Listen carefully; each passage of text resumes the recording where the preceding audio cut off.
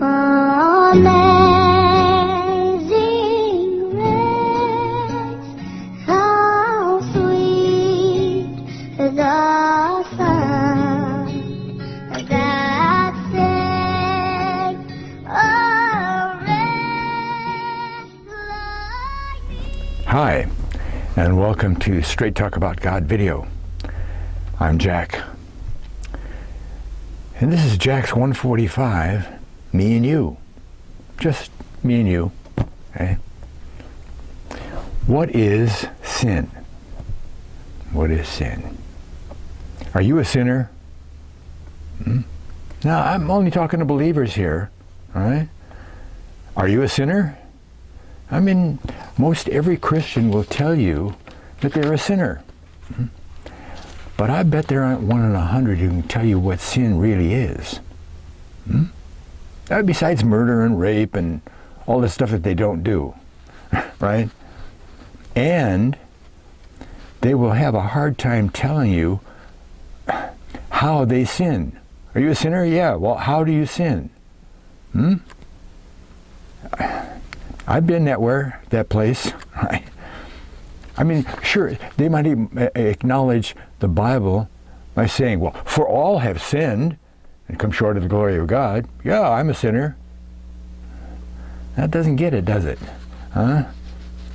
Some people who have looked into Strong's Concordance may even tell you the definition of the Greek word that's translated sin in the New Testament. Hamartia is the word, hamartia. And it comes directly, just one step away, from hamartano. You see, the root is the same, but just the suffix is the ia and ano. Okay? It doesn't change, it's spelled the same. And hamartano is defined as, get this, missing the mark. Missing the mark. Murder is missing the mark. Theft is missing the mark. Beating someone up is missing the mark. It's also defined as not sharing the prize. They both pertain, right? And again, short of what mark? The glory of God. Well, this is such a generic definition, I can expand it out to mean that everything I do, every action I do, just walking downstairs is a sin. Yeah. Did you sin today? Why? Because God can walk downstairs better than I can. No matter what we do, we come short of the glory of God. Any action is a sin. According to that definition. That's why I can say all have sinned, I mean, knowing that doesn't really help me in my daily walk, though. I mean, I have to know how I'm sinning. What are the actions I'm actually doing? And understand the practical side of sin and not just some definition in a book, right? How can a person stop doing something that they don't know they're doing? You didn't think walking down the stairs was a sin, did you?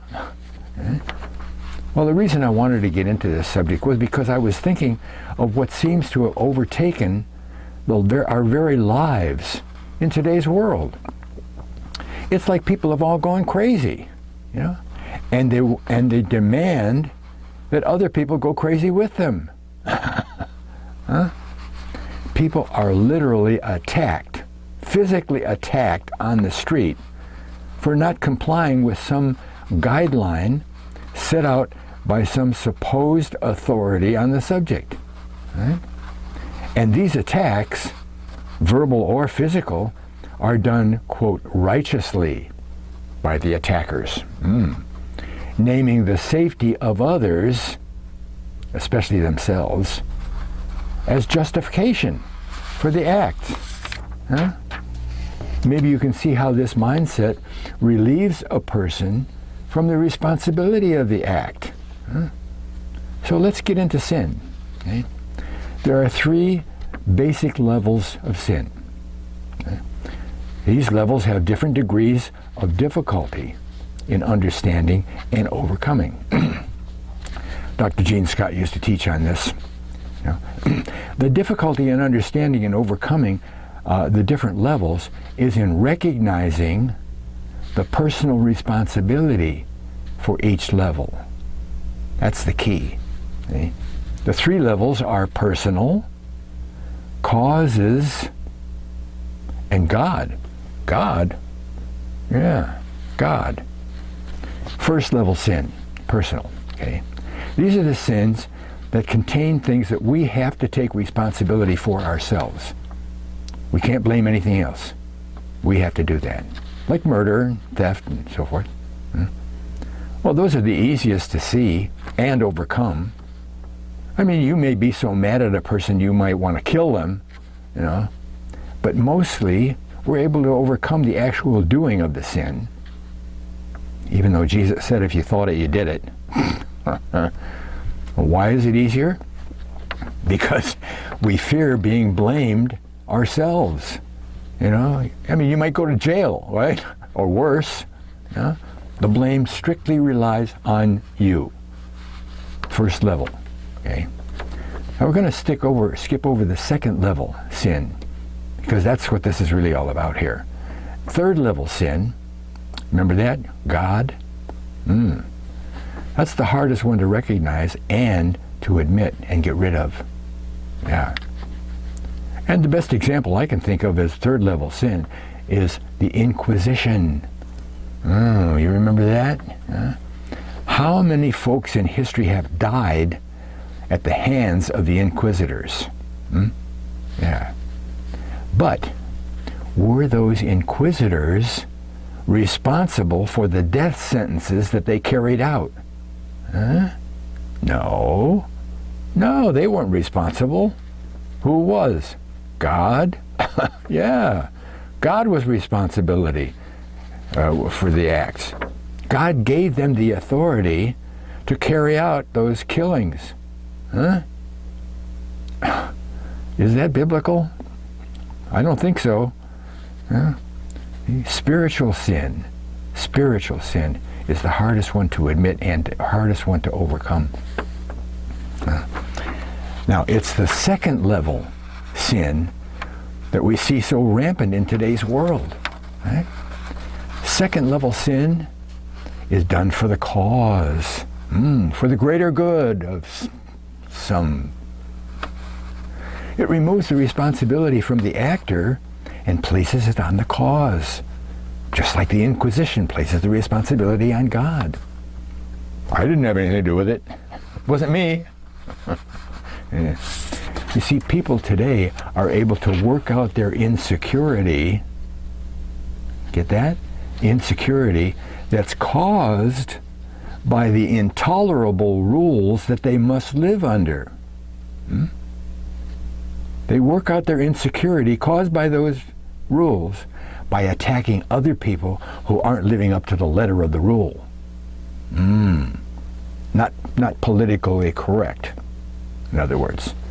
And therefore are endangering the rest of humanity. Try going into some store without wearing a mask and see if the people don't just look at you with disapproval. They may even yell at you. Well, that's disrespect. That's a sin, isn't it? Or physically attack you, shoving you out the door or whatever. That's also a sin, isn't it? Right. I mean, just an hour's research on the internet will reveal the most horrendous behavior by those who want to save the world from you. Yeah. It's a very convenient way to ease and release their pain, you see.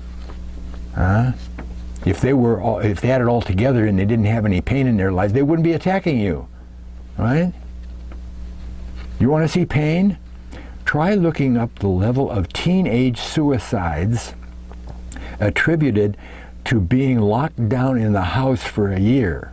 And not just teenagers, right? The general population has gone insane over their physically plight due due to government interference in their lives. Can't go here, can't do this, can't say that, can't meet with friends. You can't live without the permission from somebody else. Don't get so close. You get in here with your mask on. What are you doing out here after curfew? Or on the pain side, Geez, I don't know what I'm going to do if the prices get any higher. I won't be able to feed my family. Constant frustration. Well, take it out on somebody else. You see, it turns out that fear is the mood du jour, mood of the day, right? And people are using second-level sin to relieve themselves of their fear. And not realizing that it doesn't work, they go on repeating the sin, which just adds to their insanity. Maybe you've heard that insanity is defined as doing the same action over and over and over, expecting a different result. It won't come, right?